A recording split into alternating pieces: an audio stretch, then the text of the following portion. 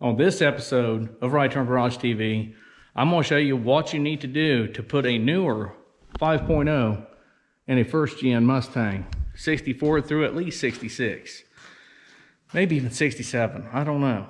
But anyway, I'm going to show you what you need to do, and how you need to modify your 5.0. Can you modify it with stock parts? Possibly. Anyway, all these parts I'm going to show you. Also, I'm going to show you how to know if you got a Craigslist rebuilt or a real rebuilt motor. Hopefully, ours was real rebuilt. All those will be answered more. Just stay tuned.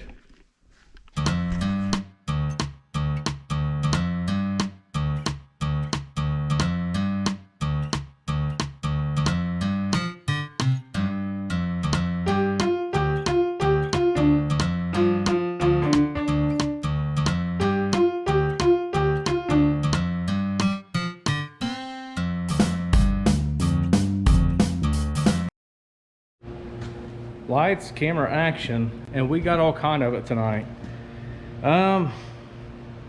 We ran into something that never happens to car guys. Car guys, you can agree with this. In the midst of grabbing our front cover and oil pan off our junkyard 302, we discovered something last night. Let me just show you all this mess I got first. We got total chaos going on here. Pandemonium. It's just craziness.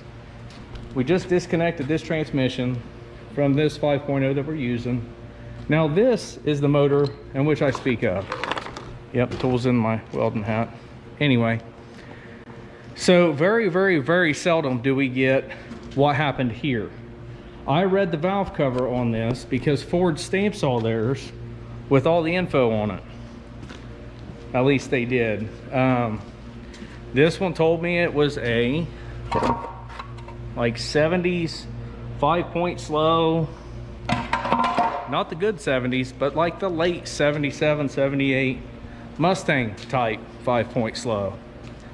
And I was not putting a 140 horse motor in this car, even though I'm not a Ford or Mustang fan. True story. So I'd flip this motor over, and if any of you can zoom in, you'll already see what I'm talking about. I tore this pan off and this front cover, and what do I see? A brand new timing chain. Okay, so it's got a brand new timing chain, not a big deal. But I start paying attention to how clean it is. No gunky buildup. The oil pump, brand newish looking. On the underside, the pistons looked brand new. And it's making me scratch my head here. I also found this in the oil pan. I believe this came from a distributor and or something to prime the oil pump. And I think somebody dropped it in the engine. Why do I think this? Well, because we have a brand new 30 over 302. Can you see how non-corroded these pistons are? I also saw hash marks from the bottom side of the cylinder, which means at least it had been honed. I didn't know if it had been bored. I looked and I was trying to identify the pistons from underneath. I didn't see anything. The only thing I saw was extremely clean piston skirts that was not worn. So it kind of, is this thing bored over it? Does this have new pistons? So me being me, I had to tear off the head. And we found a brand new block. And I mean to tell you, this sucker is clean. With brand new 30 over pistons, hash marks in the cylinders. This is the only fault right now. This bolt got stuck and I had to cut the stinking water pump off of it because of this bolt. I cut right into the side here before it meets the cover, because at that point I thought that I still had a junkyard motor. Oops. So nonetheless, we could have actually taken this motor the way it is, I thought it was a Craigslist rebuild because it's got the whole Craigslist rebuild thing going on. We ain't marking off anything. We're just going to spray it and send it. Not only that, the manifolds had the exhaust cut straight off of it. That's a junkyard pull it, right? So sometimes you win and sometimes you really win. This was a really good win. I spun it over, everything works the way it's supposed to. What I personally think happened is they started this motor, heard that thing clacking around in the oil pan, shut it off, and junked the car. That's personally what I think happened. Do I know that to be facts? No.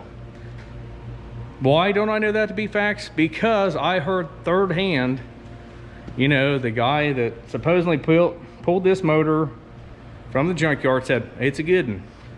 He told the guy I got, it's a good one. He told me, it's a good one. I don't know, I'm a skeptic, you know. I've heard this motor run. This motor is supposed to be rebuilt also. Nonetheless, we're going to find out. Now, there are supporting factors on this one as well. Now, not just the valve cover gaskets that you can see, but we have these headers on here.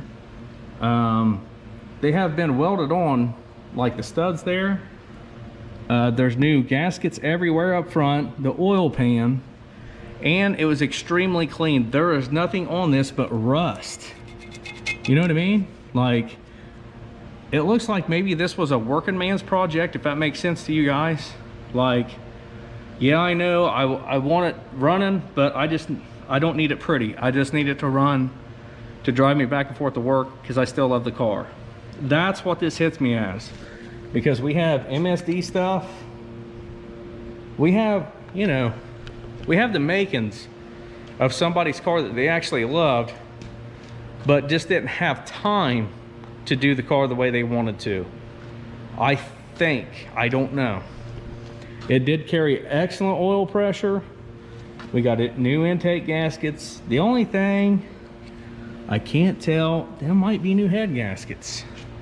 But we're going to be able to tell once we get this on that stand, flip him over and put that gasket and pan on that, and that gasket and pan on here. Also, don't forget to get your brand new sending unit, because that's a brand new sending unit on there. Or oil pump, I'm sorry. Oil pump and strainer, whatever. You're going to need that for this motor. This one has a rear and kind of front sump. I don't know, it's weird. For some reason, this is one of them ones that had like 2 oil plugs, I think. And that one had a front sump. Apparently in the, I'm gonna call it first gen Mustangs, you had to have a front sump type oil pan for the steering, because the steering's in the back or something. I'm not really sure. I don't speak for Denise still. I'm still working on it, so bear with me. Anyway, we're going to get the drain plug put back in this, drain that front sump, drop this pan, put it on that one. We're just going to see what's what. I mean, we got to know. But still, we're going to wrap up this sucker with saran wrap to keep it tight, lube all these cylinders down that's exposed. We're going to wrap it tight, because this, for what it's worth, is a good Ford motor. I know, I just died a little bit inside. Anyway, so that's what we're going to do. Now we got to do less talky, more worky, okay? So here we go, all right? Guys and gals, let me just tell you a little something. This simple pan swap was not fun. Why? Because I end up jockeying motors everywhere, put them on tires, this, that, and the other. It was just not gooder, I'm telling you. But anyway, let's get to the meat and taters of her. Whenever you do this pan swap, since you're now going to have a front sump with the strainer right here, you're going to have to remove that bolt.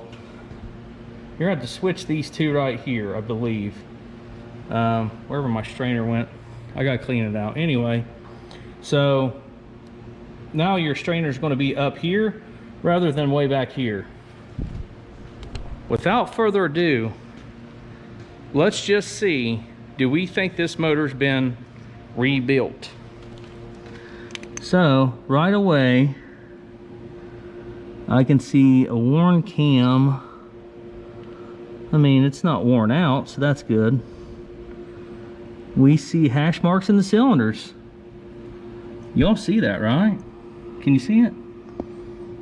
Daggone it. Can't get it. Just, if you can see that, I promise you, there are fresh hash marks in these cylinders. Hot dang. Did we just... You know what? The rods are marked. I'll be dipped. Looky there. They are marked, boys and girls. They are marked. This motor, I mean, I believe has been apart. See that?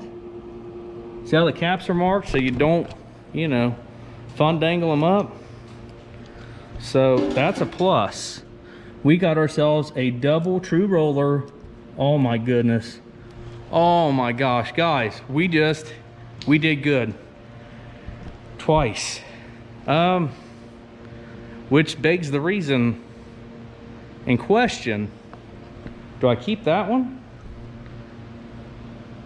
Over at Herb Bain's garage, I got a hold of him earlier this week, like today, and I said, what would you do? Because apparently I have a brand new 302 over there, and this motor's supposed to be rebuilt. You know, so he said, with this motor here, throw 125 shot of nitrous on it, have fun, and just wait until you need that one. And that sounded like a real gooder idea until, I mean, this thing is, she's been redid. Those are hash marks. So at least the cylinders have been cleaned up. The rods have been remarked, so this should have, that's why it's got good oil pressure. Oh yeah, we're tighter than tree bark, boys. There's no slack, no movement in those. We scored. And you know what? There's no sludge in here. Looky here. That's where it's been cleaned recently. There's no sludge. Hot dang. This thing's clean as a pin too. Sweet. Well, I'm gonna say it. You guys probably won't see me after this. I'm gonna go play the lottery, and I'm gonna get those high-end cars and just, you know, do graphics to them. No, I'm not, because I don't know how to work on these foreign cars that well. You know, BMWs and Volkswagens are not friends of mine.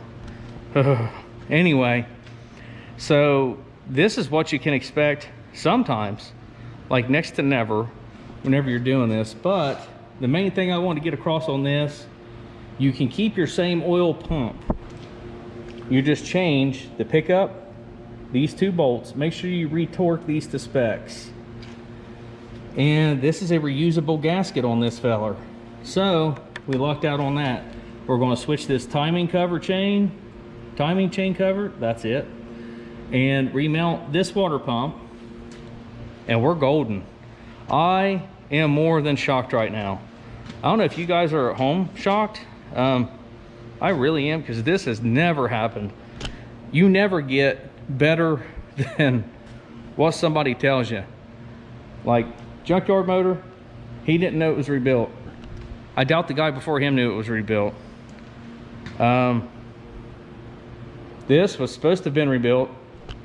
I'm going to say rebuilt, because, you know, every one of them rods are marked. We got hash marks. We got double roller timing chain. Hashtag rebuildish. I feel good because, let me just show you guys. Oh, and our torque converter. Look at this. That's newer-ish.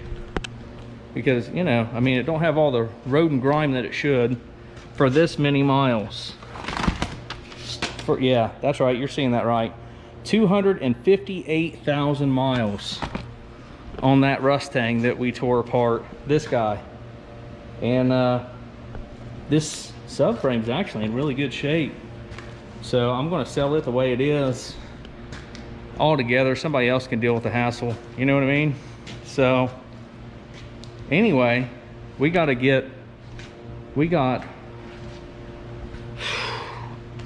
mess to clean up. This is what I'm trying to get at.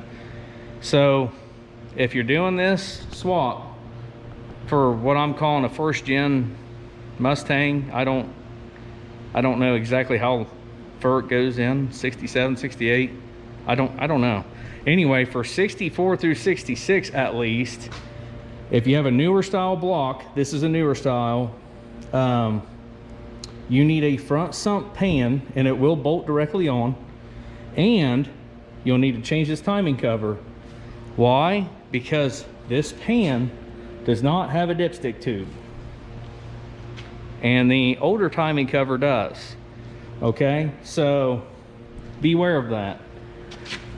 Also, depending on your serpentine belt setup or V-belt setup, you may have to use the balancer, maybe not, and or the water pump so it don't throw off your pulleys. I'm using the original water pump for the 94 and the balancer for the 94 because mine's not going to change. As far as I know, this is the exact same. The timing cover chain, like width, it looks the exact same. The only thing I got to do is get a block off for this mechanical fuel pump. So I just can't believe we nailed it. So I got to wrap up all this garbage that's out and all these tools that I got out, switching back and forth from metric to standard. I'm going to saran wrap the patootie out of this, trying to keep, you know, moisture and metal shavings and, you know, all those creatures out of it. So hopefully this is helpful for you guys and gals. Also, do not put your accessories back on the front and expect to drop it in these cars.